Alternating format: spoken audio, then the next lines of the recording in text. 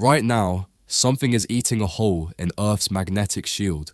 A substance might exist that converts anything it touches into more of itself, including planets, and a black hole the size of an atom may have passed through your body while you slept last night. 10 disasters. Some are already measured, some are theoretical, a few might be impossible. All of them could start in the next 60 seconds. Let's go. Number 10. The hole in Earth's shield. Right now, this second, a chunk of Earth's magnetic shield is missing. It's called the South Atlantic Anomaly, and it's not a theory, it's not a simulation, it's a measured, mapped wound in the magnetosphere where the Van Allen radiation belt dips so low it nearly scrapes the atmosphere, 200 kilometers above South America and Africa. Every satellite that flies through it gets hammered with particle radiation that should be trapped thousands of kilometers higher. The Hitomi X-ray Observatory flew into it in 2016. The radiation disabled its guidance system. The satellite started spinning. It couldn't stop. It tore itself apart and scattered $273 million across low Earth orbit in pieces. Hubble shuts down its most sensitive instruments every single pass, just powers them off and waits. Astronauts on the International Space Station close their eyes inside the anomaly and see flashes of white light. Not a glitch, that's charged particles punching through their skulls and detonating against their retinas. And it's getting worse. Since 2014, the anomaly has expanded by half the size of Europe. Magnetic north is currently racing towards Siberia at 55 kilometers a year, faster than it's moved in recorded history. Nobody has confirmed this is the beginning of a pole reversal. The last full reversal was 780,000 years ago, but nobody has ruled it out either, and the data isn't slowing down. Every year the anomaly is measured, it's bigger than the year before. If the field keeps weakening, the worst case is a full magnetic reversal, and during the transition, which could last anywhere from a few hundred to a few thousand years, there is no coherent field, no shield. Solar wind strips the ozone layer. Cosmic radiation reaches the surface at levels that damage DNA, kill crops, and fry every unshielded electronic system on the planet. GPS, power grids, communication satellites, gone. Not damaged, gone.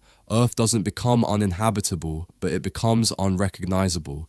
Every system civilization depends on either needs to be buried underground or rebuilt from scratch. This is the first entry on this list, and it's already happening. It's not a prediction, it's a measurement. Everything that comes next gets stranger. Number 9, the substance that eats matter. There might be a material in the universe that doesn't destroy what it touches. It converts it. Your atoms stop being your atoms. They become it. Then those atoms touch the next ones. Then those touch the next. And it never stops, because there's nothing more stable for it to become. It's called strange matter. Here's the idea. Inside a neutron star, the pressure is so extreme that quarks, the particles that make up protons and neutrons, get crushed into a soup. Normally you only see 2 flavors of quark, up and down, but at neutron star pressures, a third flavor appears, strange quarks, and some physicists think that soup of all 3 flavors might be the true ground state of matter, not just stable, the most stable configuration of matter that can exist, more stable than iron, more stable than anything in the periodic table. If that's true, then every atom you've ever touched is metastable. It exists the way a ball exists on a shelf. Perfectly fine, until something nudges it off.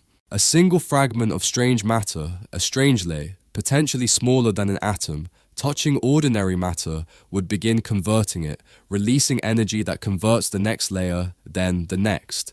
A neutron star hit by a strangelet could be converted entirely. And neutron star mergers, confirmed in 2017, are violent enough to potentially eject core material at relativistic speeds. Tiny seeds of the most dangerous substance imaginable sprayed across the galaxy like shrapnel. When the RHIC particle collider turned on in 2000, people genuinely panicked that collisions might create strangelets on Earth. The same fear resurfaced when the LHC fired up in 2008. Scientists went looking for strangelets in lunar soil with a mass spectrometer. They found nothing. Here's the honest cut. No strangelet has ever been detected. Anywhere. The strange matter hypothesis is unproven. And there's a strong counterargument that should actually make you feel better. If strangelets were stable and easily formed, they'd have already converted every neutron star in the galaxy. The fact that old neutron stars still have normal crusts, that they exist at all, is strong evidence that this probably doesn't work the way the worst case scenario suggests. Probably. That word again. Doing all the heavy lifting in the sentence. Number 8. The star that sterilizes its own planets. In November 2025, astronomers pointed a radio telescope at a small red dwarf star about 130 light-years away and watched it do something no one had ever directly confirmed from another star. It fired a coronal mass ejection, not a flare. Flares are light. A CME is physical, a wall of magnetized plasma tearing away from the surface and slamming into space at 2,400 kilometers per second. For context, that's a speed you see in maybe 1 out of every 2,000 solar CMEs, and this one carried 10,000 to 100,000 times more energy than the most powerful eruption our sun has ever produced. The star is called STKM 11262. Half the mass of the sun, spins 20 times faster, magnetic field 300 times stronger. It's a compact, furious engine that pressure washes everything in its neighborhood. Any planet in its habitable zone, the orbital distance where liquid water could theoretically exist on the surface, would have its atmosphere stripped clean, peeled off like paint in a sandblaster. What remains is a barren rock with no protection from radiation, no greenhouse warming, no weather, kinda like Mars. Now here's the part that makes this more than a fun fact about one distant star.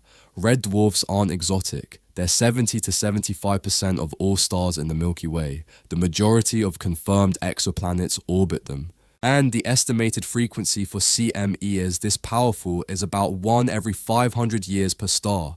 That sounds rare, until you remember that planets need to hold their atmospheres for billions of years, not centuries. Over geological time, 1 blast every 500 years is a drumbeat. When the Square Kilometre Array telescope comes online in 2027, it's expected to detect hundreds of these events in its first year. We're not discovering that some stars are dangerous. We're discovering that most stars might be. The habitable zone just got a lot emptier. Number 7. The bullet already fired. Picture a black hole the size of a hydrogen atom with the mass of a small moon, hurtling through the galaxy at 200 kilometers per second. You can't see it. It doesn't glow. It doesn't bend light enough to notice. It's just a point of infinite density, smaller than anything your mind can render, moving faster than anything you've ever experienced, threading between stars like a needle through fabric. These are primordial black holes. They didn't form from collapsing stars. They were born from density fluctuations in the first fraction of a second after the Big Bang, which means they aren't limited to star-sized masses. They can be any size: planet mass, mountain mass, refrigerator mass, and there's an open window in physics where asteroid mass primordial black holes between 10 to the 15th and 10 to the 22nd grams fit perfectly as candidates for dark matter. The 27% of the universe we know is there but have never identified. If one hit Earth, it would punch through the entire planet in about 60 seconds. In one hemisphere, out the other. A microscopic tunnel drilled through 6 trillion kilograms of rock, mantle and core. The seismic signature would be negligible. No crater, no shockwave, no sound, like a bullet through cotton candy. But there's a wrinkle. Stephen Hawking predicted that black holes slowly evaporate by emitting radiation, and the smaller the black hole, the faster it goes. Below a certain mass threshold, a primordial black hole wouldn't be invisible at all. It would be a fireball, millions of times hotter than any meteor, an evaporating point of space-time screaming energy in every direction as it dies. In 2023, an underwater neutrino detector in the Mediterranean called KM3NET picked up a single particle carrying 120 peta-electron-volts of energy. One proposed explanation is the final detonation of an evaporating primordial black hole. If that interpretation is correct, it would be the first observational evidence of Hawking radiation, one of the most important unconfirmed predictions in all of physics. To be clear, primordial black holes are hypothetical. Hawking radiation has never been directly observed. The KM3NET event has multiple competing explanations, most of them more mundane, but if the models are right and these things fill the galaxy, some estimates suggest one or two may pass through Earth every single day. The scariest version of a disaster is the one that already happened while you were reading this sentence and left nothing behind. Number 6. The explosion that kills you centuries later. In 2017, two neutron stars spiraled into each other 140 million light years away, and for the first time in history, we watched the whole thing. Gravitational waves, gamma rays, visible light, X-rays, radio, all from the same event. It was the astronomical equivalent of seeing a crime from every security camera at once. That event, GW170817, confirmed something physicists had predicted for decades. Neutron star mergers forge heavy elements in real time: strontium, yttrium, gold, platinum, uranium. The ring on your finger was likely manufactured in a collision exactly like that one, billions of years ago, then scattered through a gas cloud that collapsed into the solar system. Beautiful origin story, but there's a part most people skip. A kilonova doesn't just flash and disappear. It unfolds in stages, like a bomb with multiple fuses. First, a gamma-ray jet lasting seconds, lethal out to nearly 300 light-years if it's aimed at you. Then, a cocoon of expanding radiation over hours, an optical glow for weeks, an X-ray afterglow for months. And then, quietly, something much worse begins. A bubble of accelerated cosmic rays, inflating outward at nearly the speed of light, arriving centuries to millennia after the initial flash. That bubble is the real killer. Not because it's the most energetic. The gamma-ray jet is worse if you are in its path, because you can't hide from it. Cosmic rays slam into the atmosphere and generate mons, heavy penetrating particles that pass through rock, water, concrete, everything. Caves won't save you. The deep ocean won't save you. The Mariana Trench won't save you.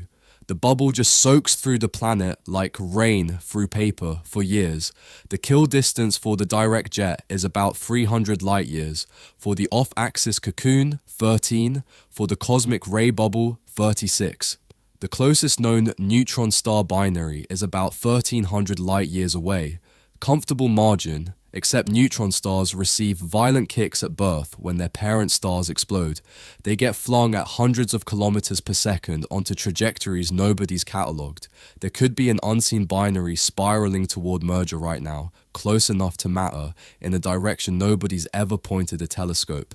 The flash in the sky is not the disaster. It's the save the date for a disaster that arrives when your great-great-grandchildren are alive and have forgotten the sky ever flickered. Number 5. The sun's bubble pops. 2 million years ago, the sun ran into a wall. Your solar system isn't sitting still. It's moving through the galaxy at 56,000 miles per hour, dragging behind it a bubble of solar wind called the heliosphere. That bubble extends past Pluto, way past it, enveloping every planet in a cocoon of charged particles that deflects galactic cosmic radiation. It's the reason Earth's surface isn't a radiation bath, but interstellar space isn't empty. It has density, structure, weather you can't see and can't predict. About 2 to 3 million years ago, the solar system plowed into something called the local links of cold cloud, a dense patch of interstellar gas over 10,000 times thicker than the material normally surrounding us. The heliosphere didn't hold, it collapsed, crushed from over 120 astronomical units across to 0.2. That's smaller than Earth's orbit. For the first time in who knows how long, Earth was swimming naked in raw interstellar space. Unfiltered galactic cosmic rays hammering the atmosphere with nothing between them and your ancestors' DNA. The evidence is buried in the planet. Iron-60 and plutonium-244, isotopes that don't form on Earth, that can only come from outside the solar system, spiked simultaneously in deep ocean sediments, Antarctic snow, and lunar soil samples, all dated to the same window. And that window coincides with the beginning of the Pleistocene ice ages. One research team described it as the first paper to quantitatively show that something from outside the solar system directly affected Earth's climate. Here's the kicker. The sun is currently inside something called the local interstellar cloud. It will exit that cloud in about 1900 years. What lies on the other side is unmapped. Could be thinner, could be denser, could be another wall. The heliosphere isn't a shield, it's a weather condition, and we're driving blind. Number 4, dark matter killed the dinosaurs. The sun doesn't just orbit the center of the galaxy in a flat circle. It bobs, up and down, through the galactic midplane like a carousel horse, completing one full oscillation every 60 to 70 million years, crossing the midplane from one side to the other every 30 to 35 million years. Most of the time, that crossing is uneventful, but there's a hypothesis that changes everything about it. Lisa Randall and Matthew Rees proposed that a thin, dense disk of dark matter sits right at the galactic midplane.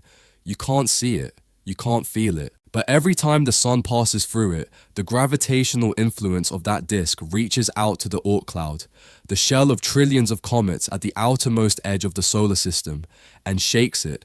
Comets get knocked off their stable orbits. Some fall inward, some hit planets. The model predicts the date of the Chicxulub impact, the asteroid that ended the dinosaurs 66 million years ago, within its margin of error. A follow-up study found that the dark matter disk model was 8 times more likely than random chance to explain the pattern of large impacts on Earth over the last 250 million years. There's an even wilder extension. Dark matter particles, captured by Earth's gravity during these mid-plane crossings, could accumulate in the core, annihilate each other, and generate heat, triggering volcanic eruptions synchronized with the comet showers. Extinction from above and extinction from below, running on the same timer. But here's the honest cut. The dark matter disk is hypothetical. No one has detected it. Crater dating has large error bars. Randall herself called the impact evidence sketchy. The Gaia spacecraft is currently measuring the motions of billions of stars to test whether the disk's gravitational signature exists, so the hypothesis is testable. But right now, it's an elegant, haunting idea waiting for proof. Not a conclusion. Our current position, the solar system just crossed the midplane from below. If the dark disk exists, and the perturbation happened, comets shaken loose from the Oort cloud take roughly 1 million years to fall into the inner solar system. The shaking might already be done, the comets might already be falling, and 1 million years from now is a long time, unless you're a species planning to still be here. Number 3, the slow cook. Everything before this entry has been a maybe, a probability, a hypothesis you can argue against or hope is wrong. This one is a certainty. The sun is getting brighter. It has been since the day it formed, 4.5 billion years ago, about 1% brighter every 100 million years. This isn't a theory, this isn't a model, it's basic stellar physics. As hydrogen fuses into helium in the core slowly contracts under its own weight, heats up, and the fusion rate increases. Right now, the sun is 1.4 times more luminous than it was when Earth first formed. You felt none of that. The change is slower than anything evolution can detect, slower than continents drift, slower than mountains rise, but it's relentless, and it has a destination. In about 1 billion years, the sun will be 10% brighter than today. Earth's oceans will begin to die, not boiling, not dramatically. Water vapor rises into the upper atmosphere where ultraviolet light breaks it apart into hydrogen and oxygen. The hydrogen is light enough to escape to space. It doesn't come back. Scientists call it a moist greenhouse. It sounds gentle. It isn't. It's the oceans leaving the planet one molecule at a time with no mechanism to return. At 21% brighter, surface temperatures cross 87 degrees Celsius. Water loss accelerates into a runaway. By 2.8 billion years from now, the poles reach 149 degrees. Nothing is alive. Not plants, not bacteria, not archaea. Not the strange salt-loving microbes that would be the last things clinging to evaporating puddles at the edge of the final sea. The habitable zone, that band of distance from a star where liquid water can exist, is physically moving outward. As Earth exits it, Mars inches closer to entering it. A planet that might have had oceans 3 billion years ago could warm into habitability again, right as the planet next door dies.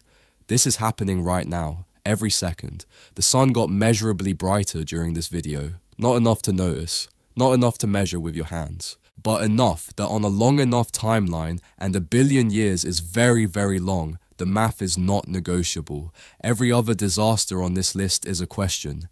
This one is an answer. Number 2, the spiral arm gauntlet.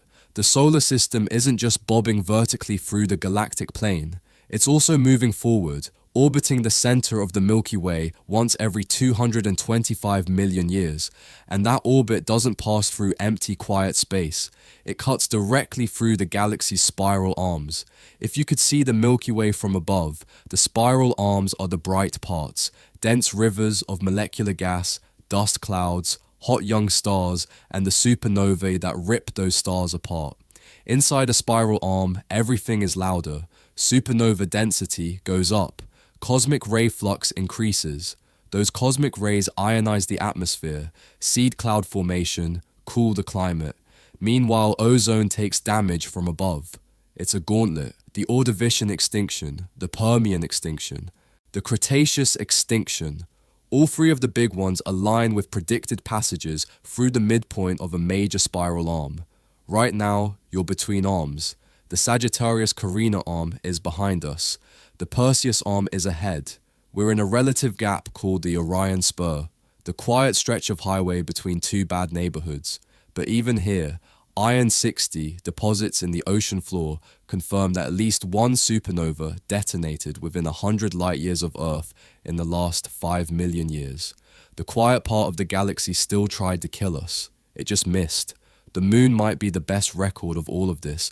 No atmosphere to filter anything out, no plate tectonics to churn the surface, no rain to wash evidence away. Every cosmic ray that has ever struck it is still buried in the regolith, layer by layer, a 4 billion year diary of every dangerous thing the galaxy has thrown at this little corner of space. The galaxy isn't empty space with stars scattered randomly through it. It has structure, roads, intersections, and some neighborhoods are worse than others. Number 1, the crossing. This is where everything connects. Every 30 to 35 million years, the solar system crosses the galactic midplane. That single movement, one oscillation through the center of the disk, doesn't trigger one disaster. It triggers all of them at once. The dark matter disk, if it exists, perturbs the Oort cloud. Molecular clouds compress the heliosphere. Cosmic ray flux spikes as the galaxy's magnetic shielding thins above and below the plane. Dark matter captured by Earth heats the core. And above the disk, on the side facing the Virgo cluster, the direction the entire Milky Way is hurtling through intergalactic space, there's no galactic magnetic field to hide behind. You're exposed to the bull shock of the galaxy itself slamming into the void. Comet showers from above, volcanic eruptions from below, radiation from every direction, atmospheric stripping from outside, all synchronized to the same galactic metronome. In 2005, two scientists found a 62 million year cycle in marine biodiversity stretching back 500 million years. 62 million years is almost exactly double the mid-plane crossing period. Something catastrophic happens at each crossing, once on the way up, once on the way down. The extinction that killed the dinosaurs falls within 2 million years of a predicted mid-plane crossing. You've been thinking of these as 10 separate disasters. They're not. The weakening magnetic field, the crushed heliosphere, the comet showers, the cosmic ray surges, the volcanic synchronization, the spiral arm passages, they're not independent threats, they're symptoms of the same condition. The solar system is riding a cycle through a galaxy that was built to be dangerous, long before anything was alive to care. Our current position, we've just crossed the midplane from below. We're slightly above it now, still in the transition zone. If the perturbation happens at the crossing, and the models say it does, then it's already happened. The comets, if they were shaken loose, are already falling inward. The cosmic ray spike may already be building. The clock started before anyone knew there was a clock. The sun is 20 orbits into its life around the Milky Way. Every single one passed through the same arms, the same plane, the same dark matter. The next crossing doesn't care if anyone's watching.